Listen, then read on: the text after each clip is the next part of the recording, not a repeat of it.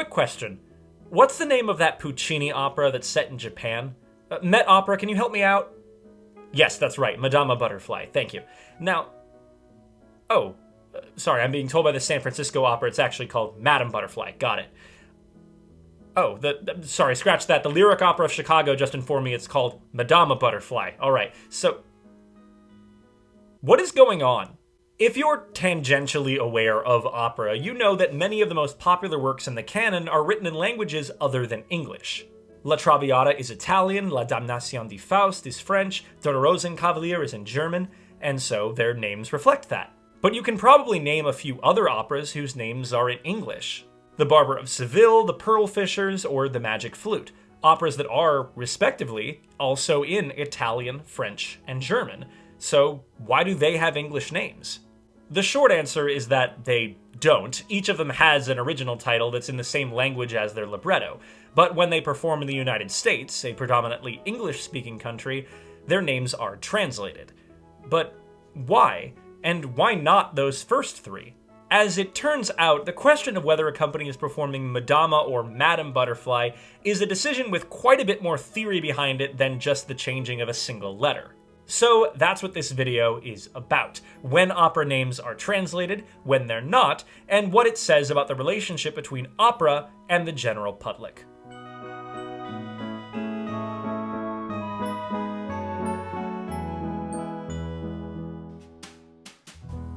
I want to acknowledge that I'm avoiding using the word title throughout this video, as it has more than one meaning. It can, of course, refer to the name of the opera, but it can also be used to refer to the entire work, as in, which titles are we performing next season.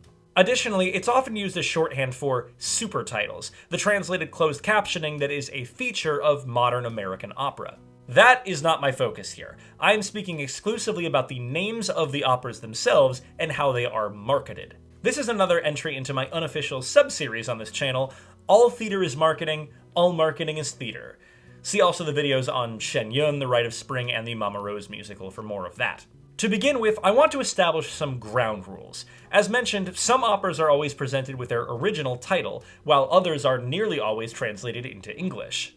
There are obviously going to be exceptions to this. There are no formal rules on how to market your opera, just a set of guidelines that, say, 98% of companies follow. Yes, I was able to find a single collegiate production of von Weber's Der Freischütz that was called The Sharpshooter, but I don't think that counts as statistically significant for me to say that that's one of the operas whose name is never translated. So, with that margin for error admitted, let's set some rules. Firstly, what are the situations where you definitely don't translate the name of an opera into English? 1. When the opera name is a person's name.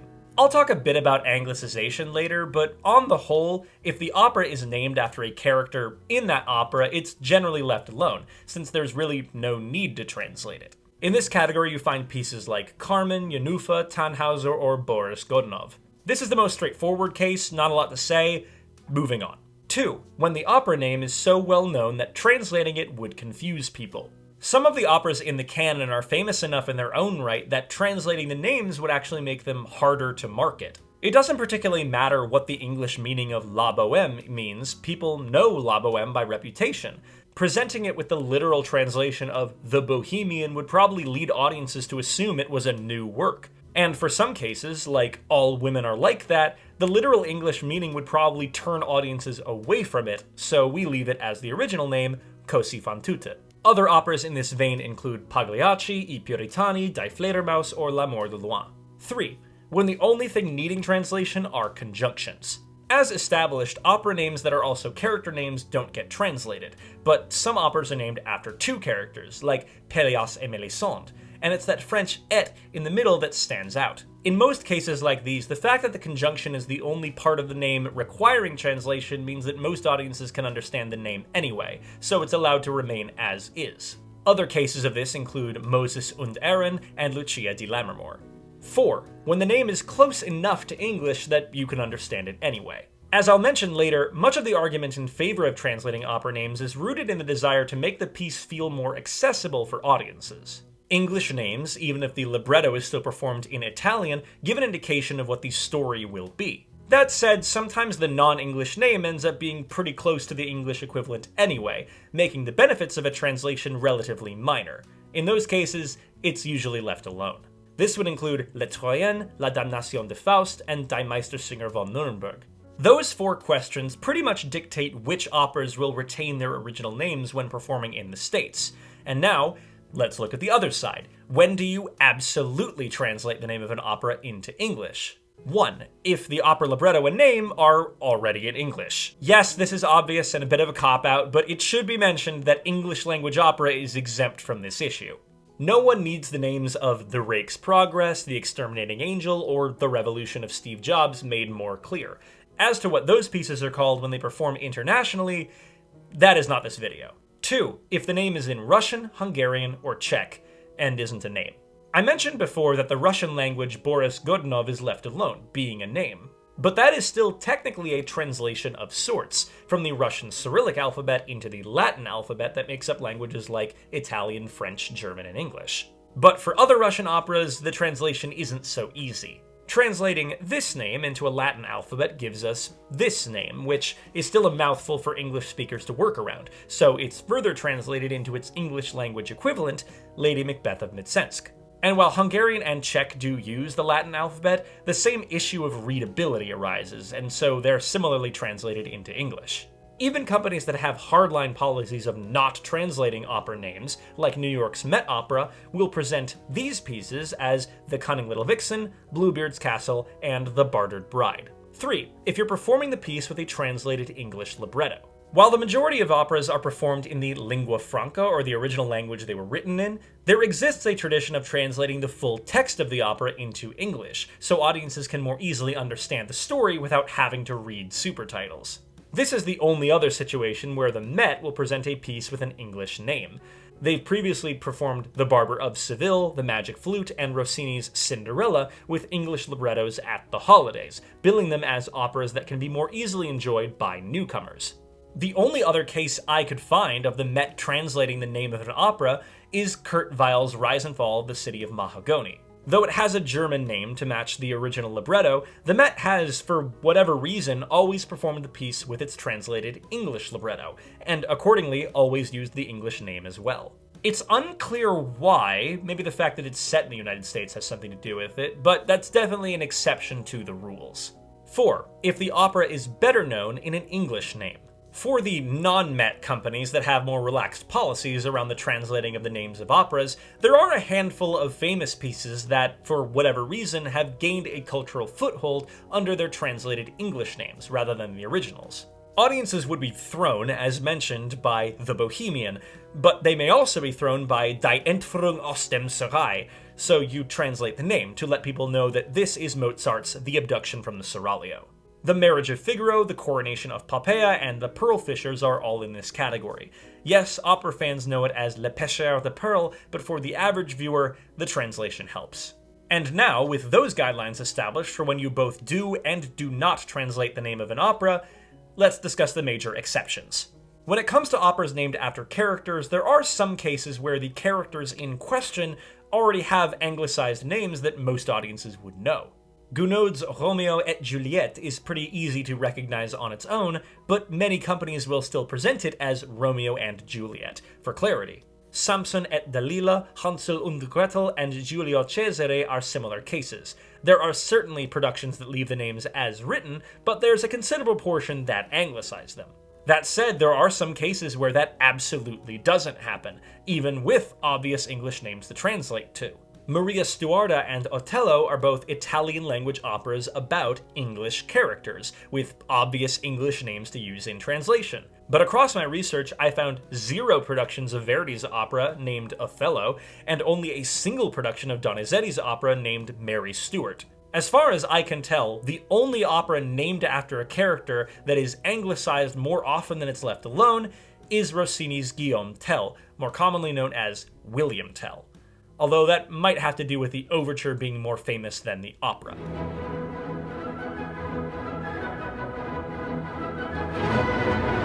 There's also the special case of the 2 operas that would both be anglicized as Cinderella, Rossini's La Cenerentola and Massenet's Cendrillon. Both of those operas are named after whatever the Cinderella myth is called in their native languages, Italian and French. However, the Rossini is older and the more commonly performed of the two. Despite falling out of their repertoire in the early 20th century and then returning in 1952, it's a much longer story. To that end, it's common to find productions of Rossini's opera marketed as either Cinderella or La Cenerentola, but most productions of Massenet's opera are marketed as Cendrillon.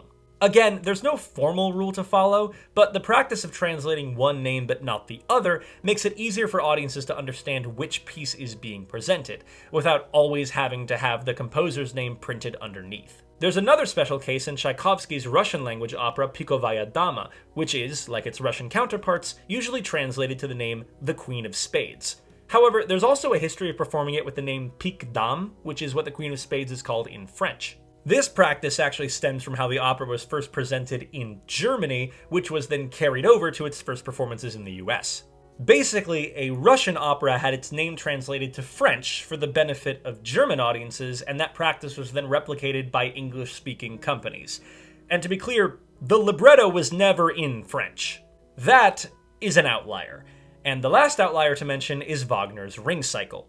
The names of the 4 operas that make up the cycle are always marketed in their original names, but the cycle itself, which is known in German as Der Ring des Nibelungen, is usually called the Ring Cycle in the States. That is almost certainly because people know the Ring Cycle by reputation as the longest and hardest achievement an opera company can pull off. Plus, adding the word cycle makes it clear that this name refers to a series of operas and not one 15-hour piece, much as it may sometimes feel like that. Those are the guidelines and exceptions to guidelines as far as I could parse them in my own research. And again, it bears repeating that individual productions of operas may deviate from these guidelines for any number of reasons. Look at the Lyric Opera of Chicago's 2010 production of Berlioz's The Damnation of Faust, the Santa Fe Opera's 2019 production of Mozart's The Clemency of Titus, or Seattle Opera's 2022 production of Gluck's Orpheus and Eurydice. But even with those general practices established, there are still some operas where there is no consensus around how their names are marketed. Operas like La Fille du Régiment, L'Italiana in Algérie, Der Fliegende Holländer, L'Élysée d'Amour, and Un Bolo in Maschera all have performance histories in the US with their original names, as well as accepted translations into English names, which also see frequent use. However, in those cases, the translation is understandable, as there's little hope of a general audience understanding the meaning of those names in their original language. Without knowing the piece already, the name The Elixir of Love better communicates an impression of the piece than the original name does. Which returns us, in a way, to Madama Butterfly. Although the anglicized name is only one letter off from the original one, which should result in the name being left untranslated, there's still no consensus on what to call this piece when it performs in North America. Despite how small the change is, it ignites all the same debates about what the name of an opera is supposed to communicate to audiences. So let's change our focus now from discussing all opera to discussing just one. In order to get some data on how frequently either name is used, Madama or Madam, I needed a list of companies that had performed the piece recently. I went onto the Wikipedia page for List of North American Opera Companies and looked up every company that had their own page to see if they had performed Butterfly recently and what they had called it. In total, I found 61 companies that had performed Butterfly from January 2013 to now, as well as 3 companies that have announced it for the upcoming season. A handful of those companies had actually produced Butterfly twice in the last decade, so in those cases I went with their most recent staging. Out of that group of 64 productions of the opera, the split was fairly even. 39 had retained the name Madama Butterfly, while 25 had translated it to Madam Butterfly. That's a 61% to 39% split, meaning about 2 out of every 5 productions in the last decade used a translated name. The division across time was also fairly even. The average year for each name, taking the year each production was staged, adding them together and dividing it by the number of productions with that name, resulted in Madama having an average year of 2017.82, while Madam had an average of 2018.2. A very slight indication of a preference for the translated name in more recent productions. That said, the median year for each name was reversed, 2018 for Madama and 2017 for Madam, so perhaps it all balances out. But even with the data showing no consensus on what to call the piece, I still needed more information on how companies end up on either side of the divide.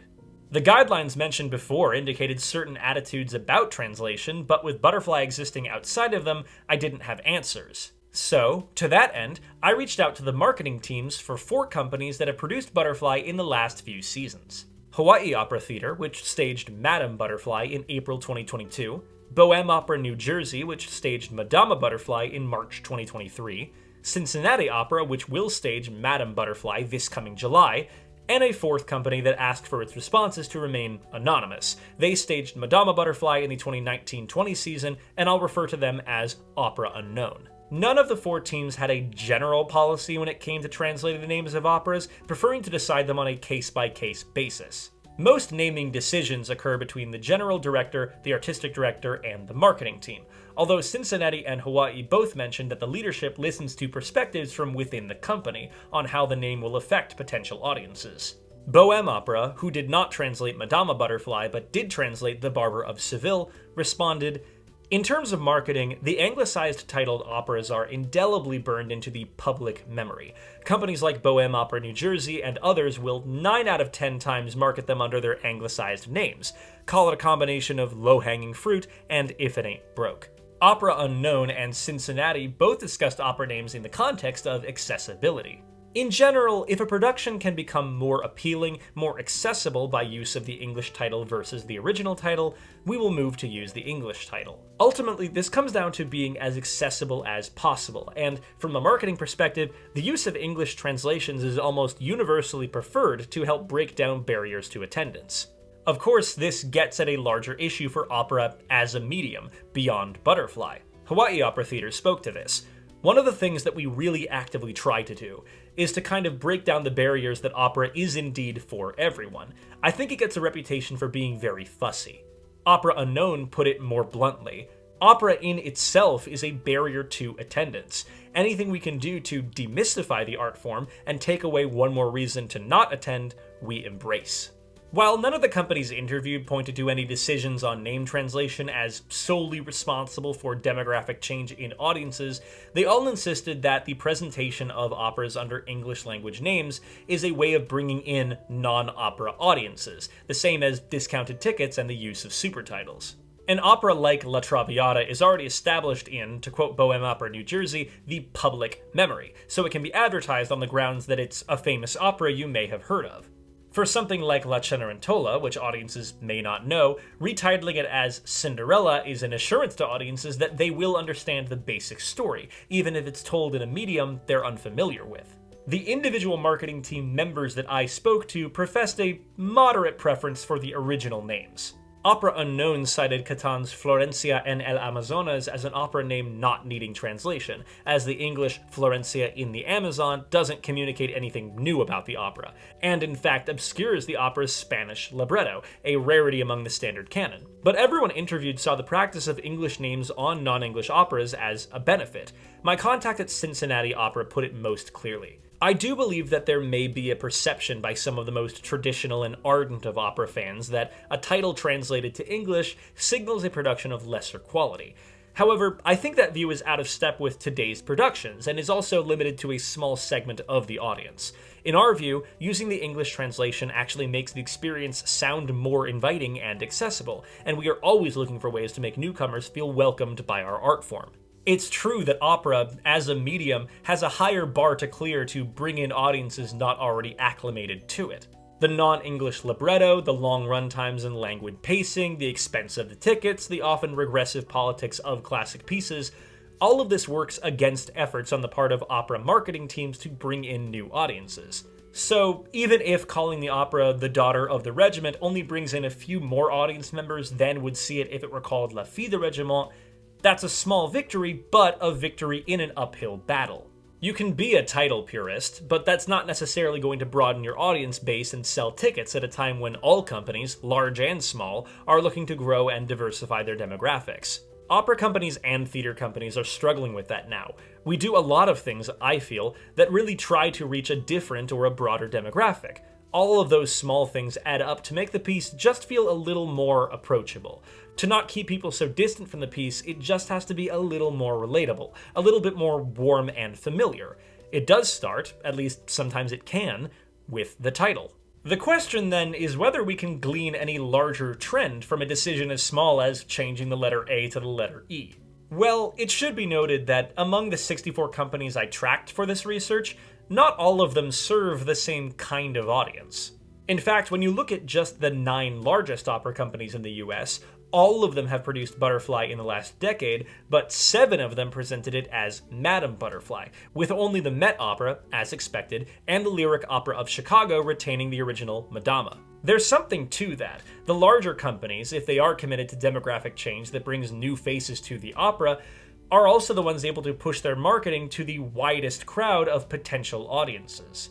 But for smaller companies, whose pull may be more regional and whose audiences may be more homogeneously familiar with opera as a medium, the name change may be one accessibility measure they don't see as necessary. If they don't feel that the change from Madama to Madame would make the opera feel more familiar, then why change it? The Met Opera, despite its size, is of note here, not just because they translate so little, but because the operas presented with the entire libretto in English are marketed as operas for general audiences. The implication being, of course, that they don't need to make their regular season of operas, marketed with their original names, accessible in the same way. They're accessible in other ways, no disrespect to the Met. I'm not making a general statement that all productions of Madama Butterfly are resistant to new audiences, or that all productions of Madame Butterfly are catering to the plebs. This is just a consideration that an opera name is never an accident. Companies either choose to retain the name as it originally was, or they choose to rename it in English. Both decisions reflect the kind of audience the company hopes to bring in, and their hopes about how it will be received. Naming conventions are one of the tools companies can use to make their operas more accessible, and all the more notable for being the branch of accessibility that reaches the furthest out beyond the opera house, past ticket buyers to all potential audiences.